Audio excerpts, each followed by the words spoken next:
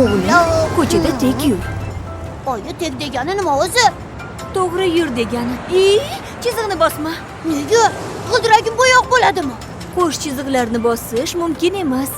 U devor.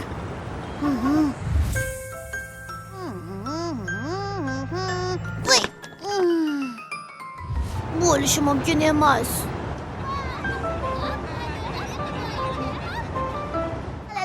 La. Bugun bog'chada rosa zo'r bo'ldi. Ha, zo'r bo'ldi. Oyim, mana bu chiziqni bosish mumkin emas dedi.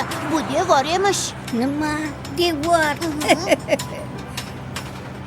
Bo'lmagan gap, mana qara. Mana ko'rding, bu yerda hech balo yo'q. Qo'rqma, o't hech nima qilmaydi.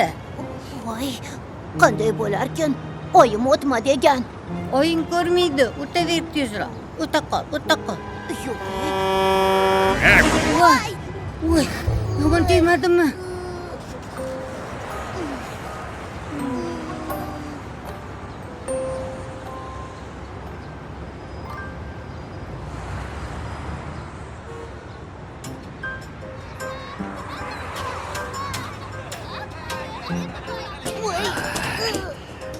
Shunday bo'ldi. Men unga aytdim, chiziqdan o'tma deb. O'zing-ku, devor yo'q, o'tsa bo'ladi degan. Bahslashmanglar. Lekin rostdan ham devor yo'q edi-da. Xo'sh, qani bu yoqqa yuringlarchi. Xo'p. Yur, ketdik. Hozir.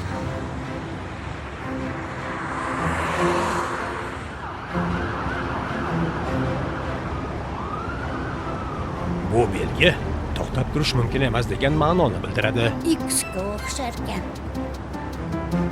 Mana bu esa o'ng tomonga burilish kerakligini bildiradi. Tushunarli. Agar bu yerdan qayrilmasdan to'g'riga yursang, jarlikka qulaysan degani. Ha, tushundim. Ko'rdingmi? Ehtiyot bo'lish kerak. Bu belgini ko'rsangiz, bu ko'chaga kirish mumkin emas degani. Kirsangiz bir balo bo'ladi degani. Ha, xo'p. Umuman yo'l belgilari, yo'l chiziqlari sizni sinash uchun yoki unga tosh otib o'ynash uchun qo'yilmaydi. U hammani tartibga soladi.